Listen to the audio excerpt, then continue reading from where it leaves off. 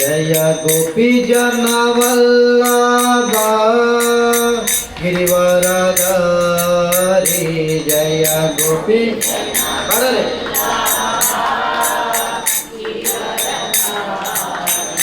जय गोपी जन वल्लभ गिरिवरधारी जय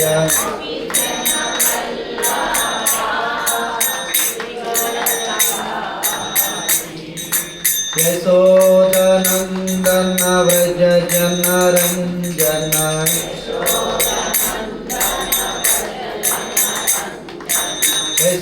यशोदनन्दन व्रज जनरञ्जन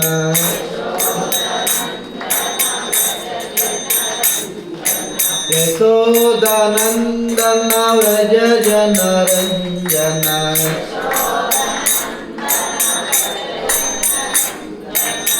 यमुना तीरा वनचारी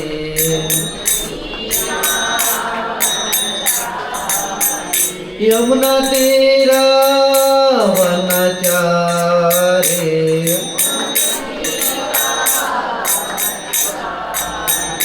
जय राधा माधव कुंज विहारी जय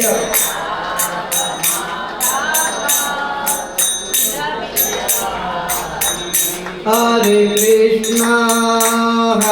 कृष्णा कृष्णा कृष्णा हरे हरे हरे राम राम राम हरे हरे हरे हरे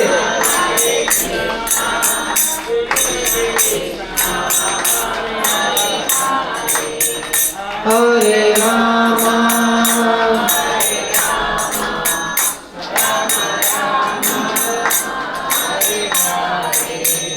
हरे कृष्णा कृष्णा कृष्णा हरे हरे हरे राम राम राम हरे हरे हरे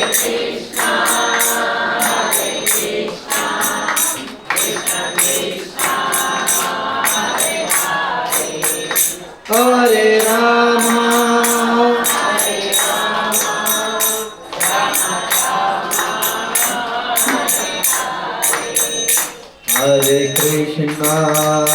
हरे कृष्णा कृष्णा कृष्णा हरे हरे हरे राम राम राम हरे हरे हरे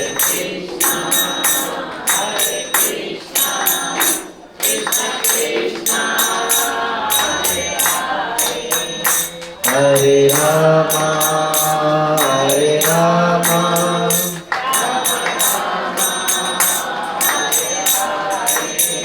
हरे कृष्णा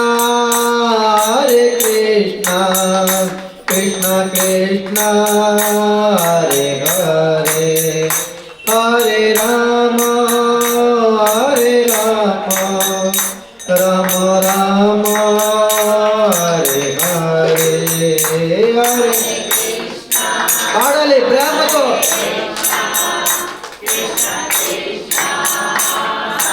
భావంతోనే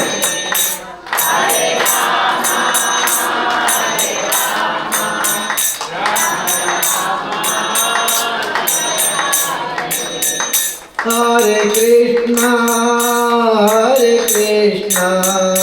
कृष्णा कृष्णा हरे हरे हरे राम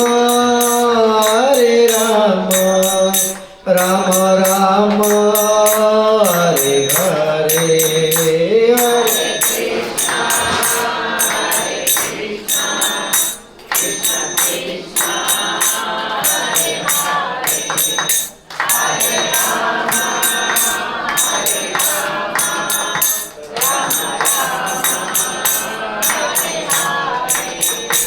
जय कृष्ण बलराम जय कृष्ण बलराम कृष्ण बलराम जय कृष्ण बलराम जय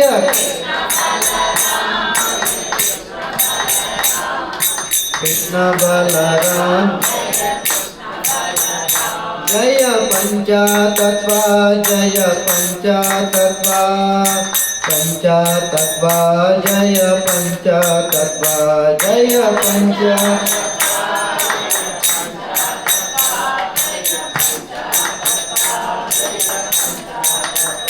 जय जय प्रभुपाद प्रभुपाद प्रभुपाद प्रभुपाद जय जय जय श्री प्रभुपाद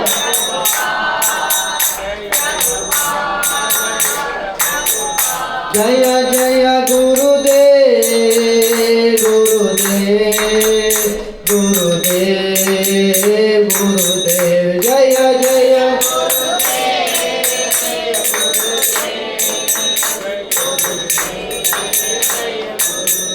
निताय गौर हरि बोल हरि बोल हरि बोल हरि बोल निताय गौर हरि बोल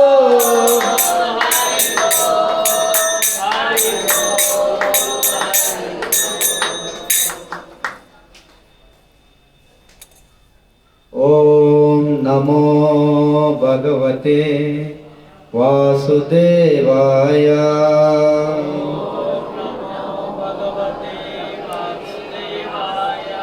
ओम नमो भगवते वासुदेवाय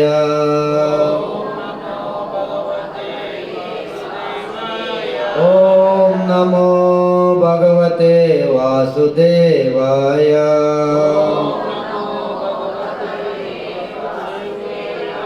ओम ज्ञानमितिरञ्जनस्य ज्ञानाञ्जनशलाकया चक्षुरुन्मिलितं येन तस्मै श्रीगुरुवे नमः। नमो विष्णुपादाय कृष्णप्रेष्ठाय भूतले श्रीमते भक्तिवेदान्तस्वामिनिति नामिने। नमस्ते सरस्वतीं देवीं गौरवाणी प्रचारिणे निर्विशेषशून्यवादी पाश्चात्यदेशतारिणे। जय श्री कृष्ण चैतन्य प्रभु नित्यानंद श्री अद्वैत गदाधर श्रीवासादि गौर भक्त वृंद। हरे कृष्ण कृष्ण कृष्ण हरे हरे हरे राम राम राम हरे हरे।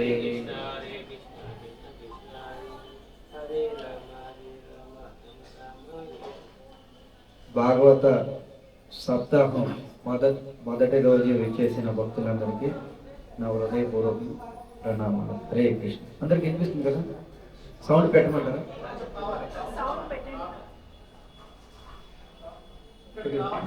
సౌండ్ పెట్ట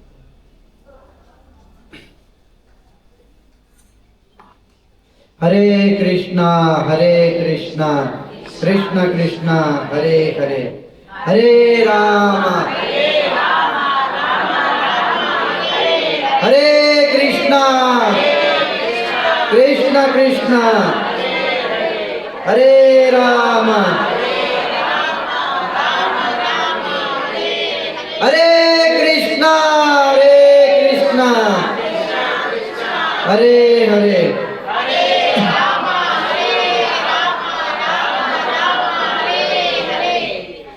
దయచేసి అందరూ కూడా మొబైల్ స్విచ్ ఆఫ్ చేసుకోండి, ఎవ్వరూ మాట్లాడొద్దు, సమయాన్ని వృధా చేయకుండా శ్రద్ధాభక్తితో భాగవత శ్రవణం చేయండి। ఎంతో దూరం నుండి మనం అందరం కూడా వచ్చాము, ఎందుకంటే భాగవత శ్రవణం చేయడానికి। భాగవత సప్తాహం చాలా అరుదైందనమాట। భాగ్యోదయ బహుజన్మ పుణ్య సమార్జిత సతసంగ లభతే పురుషా యదావే। అందరి వల్ల కాదు ఇది భాగవత సప్తాహం వినడం అంటే।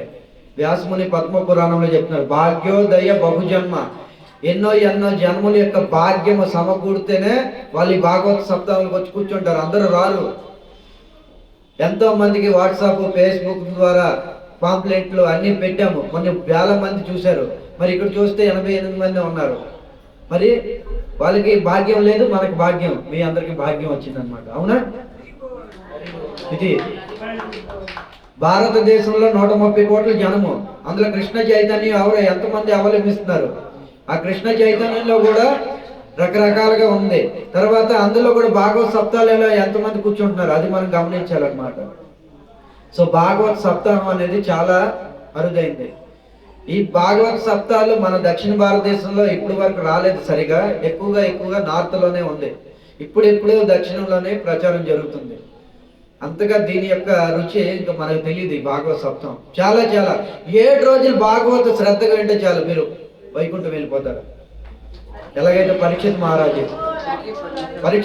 7 రోజులు భాగవతం విన్నాడు.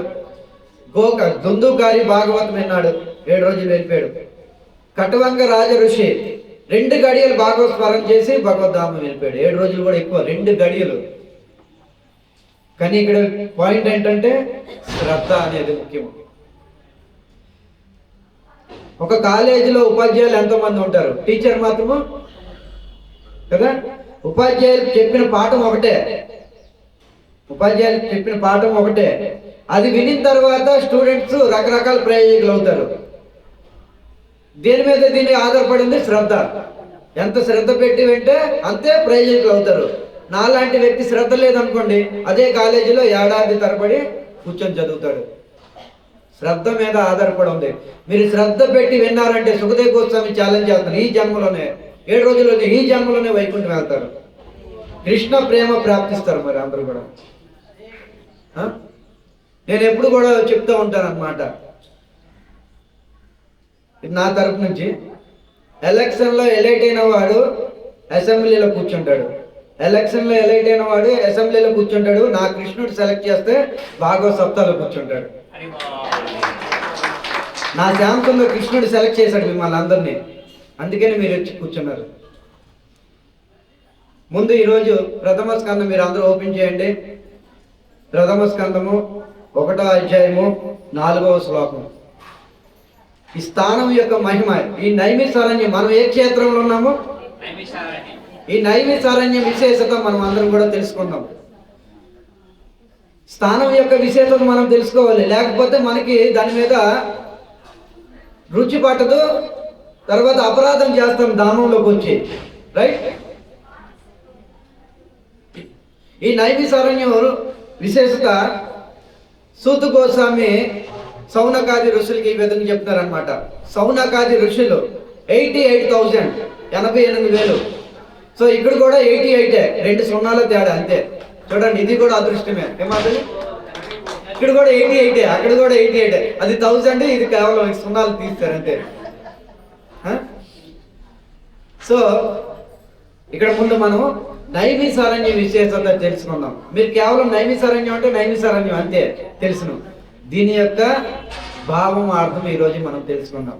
ముందు శ్లోకం నేను ఉచ్చరిస్తాను, తర్వాత దాని యొక్క భావం అర్థం తెలుసుకుందాం.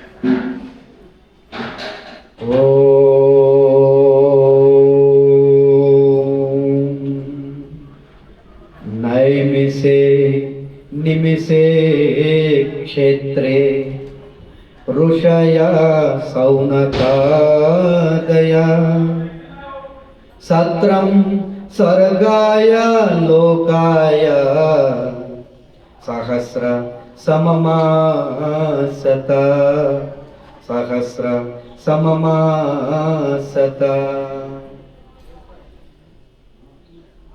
శ్లోకానికి ముందు సౌనకాది ఋషులకి చెప్తున్నారన్నమాట. ఎవరు? సూత గోస్వామి ముందు ఓంకారాన్ని ఉచ్చరించారు. ఇక్కడైతే లేదు, అసలు భాగవతంలో ఉంది, ఓంకారం ఉచ్చరించారనమాట. ఈ ఓంకారం అనేది బ్రహ్మ శబ్దం. సృష్టి ప్రారంభానికి ముందు ఓం అనేది వచ్చింది. భగవద్గీత తన విభూతి యోగంలో చెప్తున్నాడు, నేను శబ్ద బ్రహ్మంలో ఓంకారాన్ని. కృష్ణుడు చెప్పాడు భగవద్గీతలో, తన విభూతి చెప్తున్నాడు అనమాట, నేను ఓంకారాన్ని, శబ్ద బ్రహ్మంలో నేను ఓంకారాన్ని. ఇక్కడ అదే ఉంది. అందుకనే నాతో పాటు ఓంకారం ఉచ్చరించండి, ఇది పవిత్రం చేస్తాను వాతావరణం. ఓ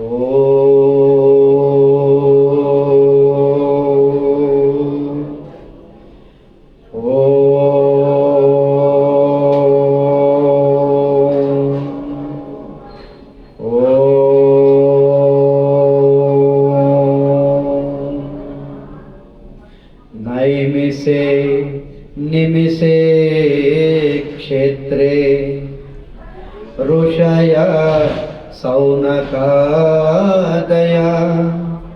सत्रं स्वर्गाय लोकाय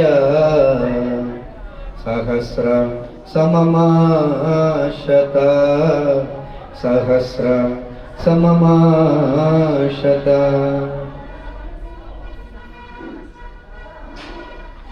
88,000 ఋషులందరూ కూడా యజ్ఞం చేయడానికి నిర్ణయించుకున్నారన్నమాట. భారతదేశపు ఋషులందరూ కూడా 88,000 గుర్తుంచుకోండి. వీళ్ళందరూ కూడా యజ్ఞం చేయడానికి నిర్ణయించుకున్నారు. యజ్ఞం చెయ్యాలి. మరి యజ్ఞం చేయాలంటే పవిత్రమైన స్థానం కావాలి, పవిత్రమైన భూమి కావాలి. మరి ఎక్కడ ఉంది అలాంటి పవిత్రమైన భూమి? వీళ్ళకి అంత చెక్కలేదు సౌనకాది ఋషులకి. వీళ్ళ అందరిలో కూడా అగ్రజుడు సౌనకుడు అన్నమాట. ఈ సౌనకుడు కొంతమంది ఋషుల్ని తీసుకొని బ్రహ్మలోకం వెళ్ళాడు అనమాట, బ్రహ్మగారి దగ్గరికి. బ్రహ్మగారి దగ్గరికి వెళ్తే బ్రహ్మను అడిగాడు అనమాట, ఏ బ్రహ్మదేవా, మేము యజ్ఞం చేయాలనుకుంటున్నాము, సరైన స్థానం చూపించండి, సరైన భూమి చూపించండి. అప్పుడు బ్రహ్మ తన యొక్క మనసు ద్వారా మనోచక్రాన్ని విడిచిపెట్టాడు అన్నమాట. ఆ చక్రం బ్రహ్మలోకంలో తిరుగుతూ తిరుగుతూ తిరుగుతూ తిరుగుతూ ఇక్కడికి వచ్చి పడింది. ఎక్కడ పడింది? నైమిసారణ్యంలో పడింది. నైమిసే. బ్రహ్మ తన మనోమయ చక్రాన్ని విడిచిపెడితే బ్రహ్మలోకం నుంచి తిరుగుతూ తిరుగుతూ తిరుగుతూ ఆ చక్రము ఇక్కడికి వచ్చి పడింది అన్నమాట. చూడండి, ఋషుల యొక్క ధర్మం ఏంటి? యజ్ఞం చేయడము కదా. ఋషుల యొక్క ధర్మం ఏంటి? యజ్ఞం చేయడము. అందుకే నీకు చెప్తున్నారు అనమాట, ఋషులు యజ్ఞం చేయడానికి కూర్చున్నారు. అందుకని ఇక్కడ పడింది కాబట్టి ఇదేమైంది? నైమిసారణ్యమైంది. దానికి చక్రానికి 9 ఛిద్రాలు ఉన్నవి. ఆ ఛిద్రాలు అంటే రంధ్రాలు, 9 రంధ్రాలు అయ్యాయి కాబట్టి ఈ క్షేత్రానికి నైమి క్షేత్రే. క్షేత్రం అంటే క్షేత్రము, భూమి. 9 రంధ్రాలతో కూడిన ఒక క్షేత్రంగా వెలువడింది అన్నమాట. ఇది ఒక పేరు. తర్వాత ఇక్కడ నిమిష గోత్రం కల ఋషులు ఎంతో మంది ఉండేవారంట అప్పుడులోని. నిమిష గోత్రం, ఆ ఋషుల యొక్క పేరు ద్వారా నైమి శరణ్యం అనే పేరు వచ్చిందనమాట. ఇది రెండోది. మూడోది వరాహ పురాణంలో చెప్పడం జరిగింది. స్వయంగా భగవంతుడే చెప్తున్నాడు, నేను నిమిష కాలంలోనే ఎంతో మంది అసురులకి సంహరించాను. నిమిష కాలం తెలుసు కదా, కంటి రెప్ప ఆర్పి మళ్ళీ తెరిచేలోపు ఎంతో మంది అసురులకి నేను సంహరించాను. అందుకనే నైమి శరణ్యం. సో ఈ విధంగా రకరకాల పురాణాల్లోనే ఈ విధంగా చెప్పడం జరిగింది అనమాట. అందుకని ఇక్కడ చెప్తున్నారు నైమిసారణ్యం. ఏదైనా సరే, ఏ పవిత్రమైన కార్యము ముందు ప్రారంభానికి ముందు స్థాన ప్రభావం ఎక్కువ ఉంటుంది. అక్కడ భగవద్గీత కూడా దేనితో ముందు ప్రారంభించాడు వ్యాసముని? ధర్మక్షేత్రే కురుక్షేత్రే కదా. కురుక్షేత్రం ఎలాంటిది? ధర్మక్షేత్రే, రైట్. కురుక్షేత్రం ఎలాంటిది? ధర్మక్షేత్రము. మరి నైమిసారణ్యం ఎలాంటిది? నైమిసే అనిమిసే క్షేత్రే. ఏదైనా పవిత్రమైన కార్యం చేసే ముందు భూమి ప్రభావం ఎక్కువ ఉంటుంది. భూమి ప్రభావంతోనే ఆ కార్యము సఫలమై సక్సెస్ అవుతుంది అనమాట. మంచి భూమి ఉందనుకోండి, విత్తనం తీసి ఎలా ఈసిరినా సరే అది మొలకెత్తుతుంది, రైట్ కదా. బీడు భూములు అదే విత్తనం మీరు బాగా నాటినా మొలకెత్తదు, 2 రోజులే చెడిపోతుంది. ఇది కూడా అంతే. స్థాన ప్రభావం. చాణక్యుడు అదే చెప్తున్నాడు, స్థానం ప్రభావం నా బలం ప్రభావం. స్థాన ప్రభావము. మీరు ఇంటి దగ్గర కూర్చొని రోజు భాగవతం వినండి, సప్తాహాలు చేయండి, అది చేయండి, ఎంతైతే ప్రభావం ఉన్నదో 1 రెట్లు అంత ప్రభావము ఈ క్షేత్రము వస్తుంది. భాగవతం వినడం ద్వారా ఇంట్లో కూర్చుంటే వస్తుంది, అంత రాదు. 1% 2% వస్తుంది. పూర్ణ లాభం పొందాలంటే ఇలాంటి క్షేత్రానికి వచ్చి భాగవత సప్తాహం చేయాలి, వినాలి. అందుకని ఇక్కడ నైమిసారణ్య విశేషత సౌనకాది ఋషి చెప్తున్నారు అనమాట. సౌనకాది ఋషులకి సూత గోస్వామి చెప్తున్నారు అనమాట. ఇది అద్భుతమైన ప్రదేశము. ఇది ఇలాంటి ప్రదేశము ఈ రోజుకి కూడా కలి ప్రభావం లేదు, కలికి స్థానం లేదు ఈ క్షేత్రంలోనే. మిగతా ఎక్కడికైనా వెళ్ళండి కలి ప్రభావం ఉంటుంది, కానీ నైమిసారణ్య క్షేత్రము ఈ రోజు కూడా కలి ప్రభావం లేదు. ఈ రోజుకే కాదు, కలియుగం అంతవరకు కూడా కలి ప్రభావం ఉండదు, కలికి స్థానం లేదు. నైమిసారణ్యం పరమ పవిత్రమైన భూమి ఇది. భాగవతం వెలువడింది, భాగవతం 3 చోట్ల వెలువడింది. ఒకటి సుఖదేవ గోస్వామి పరీక్షిత్ మహారాజుకి భాగవతం చెప్పారు, సుకృతాలు. పోయిన ఏడాది ఇదే సమయంలో భాగవత సప్తాహ చేశాం మేము. 2 ఇక్కడ నైమిసారణ్యం. 3 ఋషికేశు మైత్రేముని ఇతరుల వారికి చెప్పిన భాగవతం. ఇక 4 బద్రీనాథ్ దగ్గర సనత్ కుమారులు నారద మహర్షికి చెప్పిన అక్కడ ఒకటి. సో ముఖ్యంగా 3 తర్వాత రకరకాలుగా ఎన్నో ఈ భాగవత సప్తాలు ఈ భూమి మీద జరిగామన్నమాట. ఇక్కడ అందుకనే స్థానం యొక్క ప్రభావం చెప్తున్నారు అనమాట. ఏదైనా సరే భగవద్గీత కురుక్షేత్రంలో జరిగింది, భాగవతం నైమిసారణ్యంలో జరిగింది, మరి రామాయణము గయలో జరిగింది. రామాయణం ఎక్కడ? గయలో. యాజ్ఞవల్క్య ఋషి భరద్వాజుడికి చెప్పగా అదే రామాయణం బయటపడింది. శ్రీకృష్ణ భగవానుడు అర్జునుడికి చెప్పగా అది భగవద్గీతగా వెలువడింది. సూత గోస్వామి సౌనకాది ఋషులకు చెప్పగా అది భాగవతంగా బయటపడింది. ఈ 3 కూడా క్షేత్ర ప్రభావంలో ఉన్నవి, అవునా? ధర్మక్షేత్ర కురుక్షేత్రే, నైమిషే అనిమిషే క్షేత్రే, తీర్థరాజ గయా. ఇవి పురాణాల్లో అన్నమాట. సో ఈ విధంగా ఇక్కడ సౌనకాది ఋషులకి చెప్తున్నారనమాట. నైమిషే అనిమిషే క్షేత్రే ఋషయ సౌనకాదయ సత్రం స్వర్గాయ లోకాయ సహస్ర సమమాసః. తర్వాత 4వ పాయింట్ ఏం చెప్తున్నారు? నిమిషి గల వృక్షాలు ఇక్కడ ఉన్నామంట. నిమిషి వృక్షాలు చాలా ఉంటాయి. వృక్షాలు 12 లక్షల జాతులు ఉంటాయి, మీకు తెలీదు. మొత్తం మన జీవరాశులన్నీ 84 lakhs, 84 లక్షలు కదా. 84 లక్షల్లో 12 లక్షలు రకాలు వృక్షాలు. అందులో నిమిషి గల వృక్షాలు ఉన్నవి, ఈ రోజు కూడా ఉన్నాయి. దానికి మనకు తెలియదు ఈ నిమిష వృక్షాలు అనేది. మనకేం తెలుసు? సపోటా తెలుసు, మ్యాంగో తెలుసు, అది తెలుసు, ఇది తెలుసు, 4-5. మిగతా మనకు తెలియదు. నిమిషి గల వృక్షాలు ఇక్కడ ఉన్నాయి కాబట్టి నైమిసారణ్యం అని పేరు వచ్చిందంట. ఈ విధంగా ఏ విధంగా చూసినా ఇది పరమ పవిత్రమైన భూమి అన్నమాట. ఇక్కడ సూత గోస్వామి చెప్తున్నాడు అన్నమాట.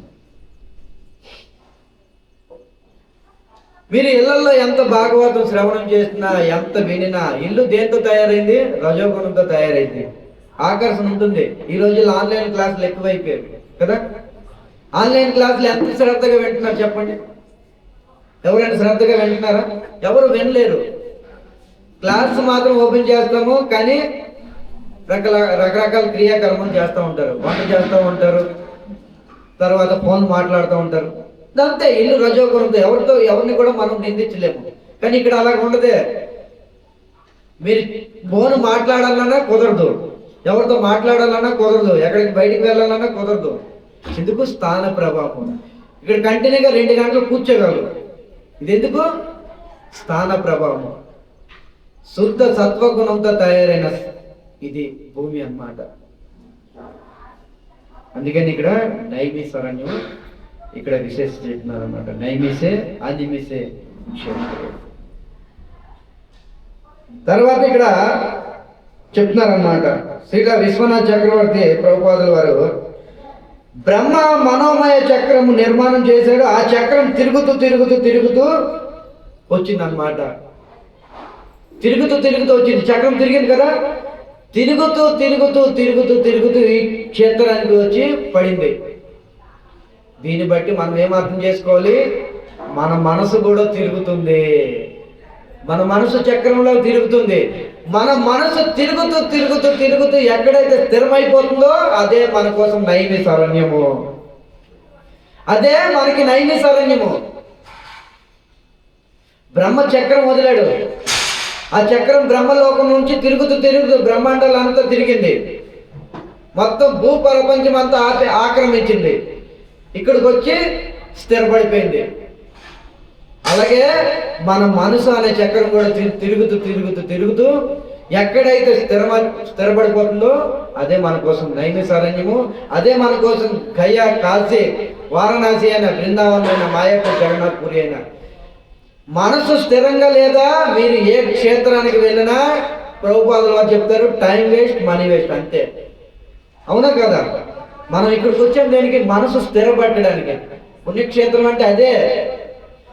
మనము ఇక్కడ మన మనసు ఇంటి దగ్గర అయితే ఇంకేం పని? ఇక్కడ ప్రభుపాదులు వారు ఏం చెప్తున్నారు? ఇంటి దగ్గర ఉండి చేసుకోవాలి నేను. సో మనసు ఇక్కడ స్థిరంగా ఉంచడానికి, స్థిరం పెట్టడానికి మనం అందరం వస్తాము. అందుకని ఇక్కడ నైమిషారణ్యం అని పేరు వచ్చిందనమాట. సో ఈ విధంగా ఆచార్యులు రకరకాలుగా చెప్తూ ఉన్నారన్నమాట.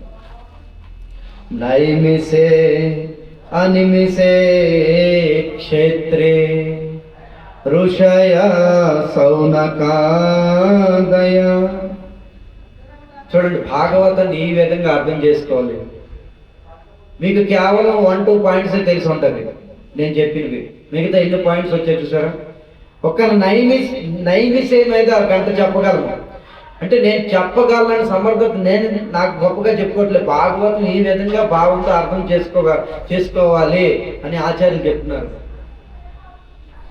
ఓకే, నైమిష అయిపోయింది. తర్వాత ఏముంది చెప్పండి? నిమిషే క్షేత్రే. నిమిషే క్షేత్రే. నిమిషే అంటే నిమిషే సమయము.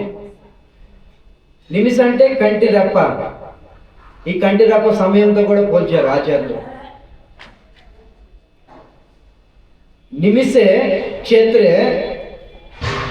నిమిష అంటే భగవంతుడికి కంటి రెప్పలు ఉండవు. భగవంతుడి కంటి రెప్పలు ఉంటావా? ఉండవు. సూక్ష్మంగా మనకు కనిపించవు, స్థూల రూపంగా ఉంటాయి. భగవంతుడి కంటి రెప్పలు ఉంటాయి కానీ మనకు కనిపించవు. అందుకనే ఈ క్షేత్రం ఏంటంటే నిమిష క్షేత్రం అంటే కాలానికి పరమైన వాడు భగవంతుడు. నిమిష అంటే కాలం అన్నమాట. నిమిష అంటే కాలం, గుర్తుంచుకోండి. కాలంలో బంధించబడి ఉన్నాము మనమందరం, రైట్? మనమందరం కాలంలో బంధించబడి ఉన్నాము. మనము అందరం కూడా కాల ప్రభావంలో కొట్టుకెళ్ళిపోతున్నాము, కాలంలో బంధించబడి ఉన్నాము. కానీ భగవంతుడు కాలంలో బంధించబడి ఉన్నాడా? భగవంతుడి కేసులు అలా లేదు. అందుకనే నిమిష క్షేత్రే. భగవంతుడికి కాల ప్రభావం ఉండదు. తర్వాత రెండో అర్థం, రెప్ప ఉంది కదా, రెప్ప పడితే చీకటి అవుతుంది. రెప్ప పడితే చీకటి అవుతుంది. చీకటి దాని యొక్క అర్థం ఏంటి? అజ్ఞానం. చీకటి యొక్క అర్థం ఏంటి? అజ్ఞానము. జీవుడు అజ్ఞానమయుడు, భగవంతుడి జ్ఞానమయుడు. భగవంతుడికి రెప్ప ఉండదు, రెప్పపాటు పడదు. అందుకనే భగవంతుడు జ్ఞానమయుడు. అందుకని ఇక్కడ నిమిష క్షేత్రం అంటున్నారు అన్నమాట.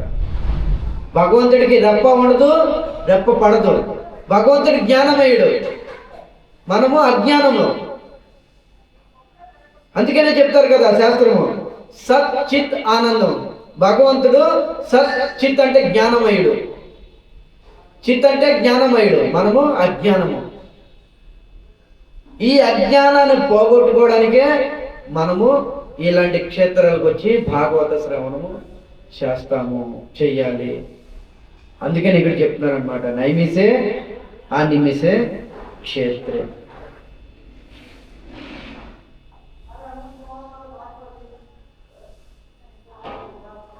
తర్వాత ఇక్కడ ఏం చెప్తున్నారంటే, నైమిసే అనిమిసే క్షేత్రే ఋషయ సౌనకాదయ. భగవంతుడు ఏ అంగం ద్వారానైనా భగవంతుడు స్వీకరిస్తాడు. ఇప్పుడు భగవంతుడు ఉన్నాడా గౌరవనీతాలు? మనం భోజనం దేని ద్వారా తీసుకుంటాము? భోజనం నోటి ద్వారా తీసుకుంటాము. కానీ భగవంతుడి కేసులు అలా ఉండదు. భగవంతుడి కేసులు అలా ఉండదు. దీని ప్రమాణం బ్రహ్మ సంహితలు, అంగాని యస్య సకలేంద్రియ వృత్తిమంతే. భగవంతుడి ఇంద్రియాలు ప్రతి ఇంద్రియాతో సమానము. భగవంతుడి కంటి ద్వారా తీసుకుంటాడు భగవంతుడు భోజనం, చెవి ద్వారా తీసుకుంటాడు భోజనం, నోటి ద్వారా. విత్తనం తీసి ఎలా ఈసిరినా సరే అది మొలకెత్తుతుంది, రైట్ కదా? బీడు భూములు అదే విత్తనం మీరు బాగా నాటినా మొలకెత్తదు, 2 రోజులే చెడిపోతుంది. ఇది కూడా అంతే. స్థాన ప్రభావం చాణక్యుడు అదే చెప్తున్నాడు, స్థానం ప్రభావం నా బలం ప్రభావం. స్థాన ప్రభావము. మీరు ఇంటి దగ్గర కూర్చొని రోజు భాగవతం వినండి, సప్తాహాలు చేయండి, అది చేయండి, ఎంతైతే ప్రభావం రాదో 1 రెట్లు అంత ప్రభావము ఈ క్షేత్రము వస్తుంది భాగవతం వినడం ద్వారా. ఇంట్లో కూర్చొని వస్తుంది, అంత రాదు, 1% 2% వస్తుంది. పూర్ణ లాభం పొందాలంటే ఇలాంటి క్షేత్రానికి వచ్చి భాగవత సప్తాహం చేయాలి, వినాలి.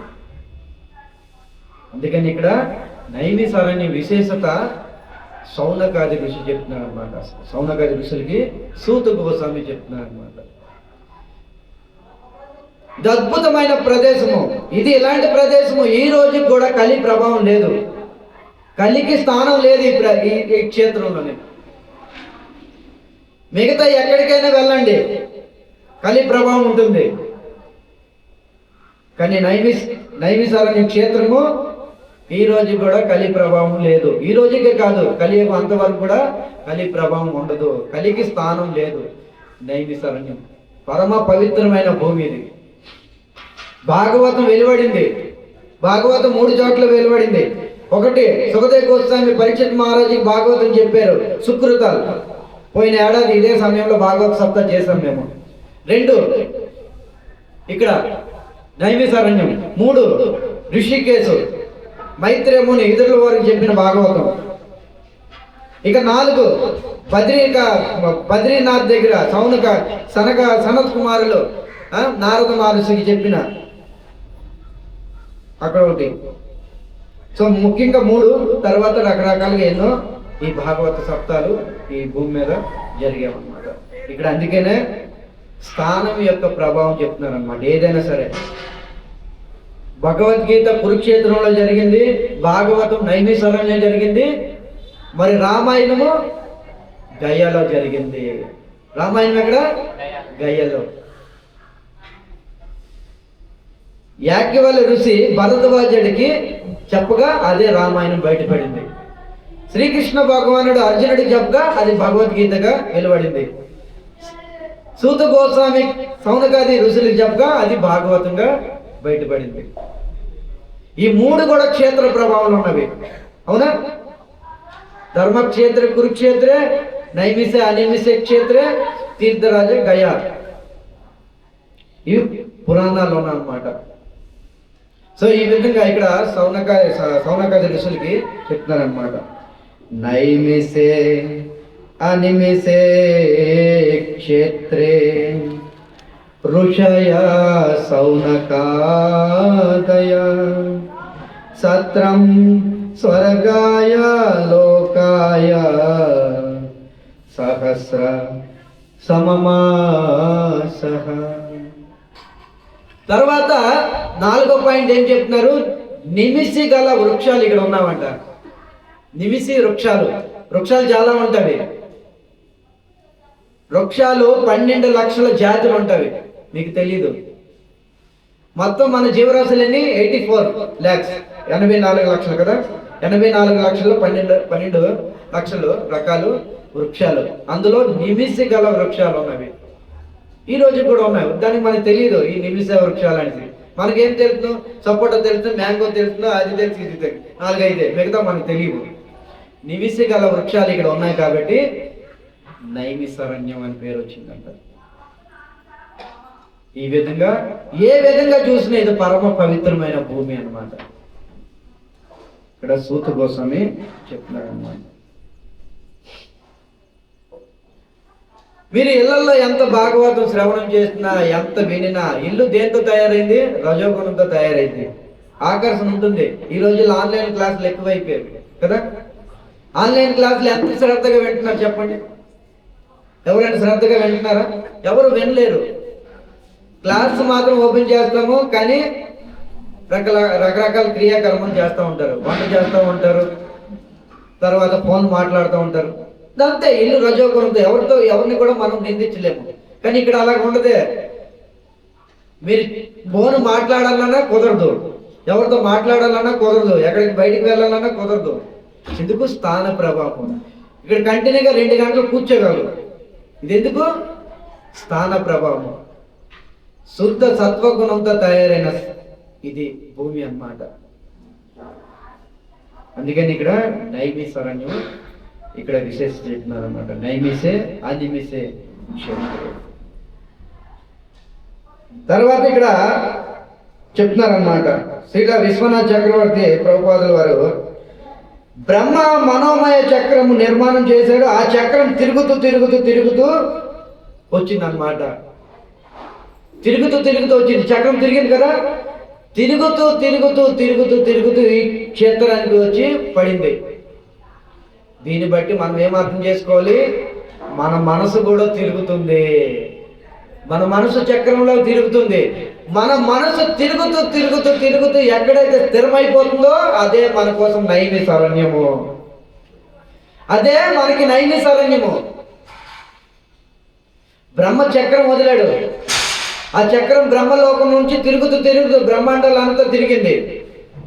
మొత్తం భూ ప్రపంచం అంతా ఆక్రమించింది. ఇక్కడికి వచ్చి స్థిరపడిపోయింది. అలాగే మన మనసు అనే చక్రం కూడా తిరుగుతూ తిరుగుతూ తిరుగుతూ ఎక్కడైతే స్థిరపడిపోతుందో అదే మన కోసం నైమిసారణ్యము. అదే మన కోసం గయా, కాశీ, వారణాసి అయిన, బృందావనం అయిన, మాయాపూర్, జగన్నాథ్పురి అయిన. మనసు స్థిరంగా లేదా మీరు ఏ క్షేత్రానికి వెళ్ళినా ప్రభుపాదులు వారు చెప్తారు, టైం వేస్ట్, మనీ వేస్ట్, అంతే. అవునా కదా? మనం ఇక్కడికి వచ్చాం దేనికి? మనసు స్థిరపట్టడానికి. పుణ్యక్షేత్రం అంటే అదే. మనము ఇక్కడ మన మనసు ఇంటి దగ్గర అయితే ఇంకేం పని? ఇక్కడ ప్రభుపాదుల వారు ఏం చెప్తున్నారు? ఇంటి దగ్గర ఉండి చేసుకోవన్నీ. సో మనసు ఇక్కడ స్థిరంగా ఉంచడానికి, స్థిర పెట్టడానికి మనం అందరం వస్తాము.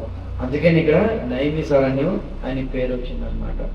సో ఈ విధంగా ఆచార్యులు రకరకాలుగా చెప్తూ ఉన్నారన్నమాట. నైమిసే అనిమిసే క్షేత్రే ఋషయ సౌనకాదయ. చూడండి, భాగవతాన్ని ఈ విధంగా అర్థం చేసుకోవాలి. మీకు కేవలం 1-2 పాయింట్స్ తెలిసి ఉంటుంది నేను చెప్పినవి. మిగతా ఎన్ని పాయింట్స్ వచ్చాయి చూసారా? ఒక్క నైమిసే మీద గంట చెప్పగలను అంటే నేను చెప్పగలను సమర్థత నాకు గొప్పగా చెప్పుకోవట్లేదు. భాగవతం ఈ విధంగా భావంతో అర్థం చేసుకోవాలి అని ఆచార్యులు చెప్తున్నారు. ఓకే, నైమిస్ అయిపోయింది. తర్వాత ఏముంది చెప్పండి? నిమిసే క్షేత్రే.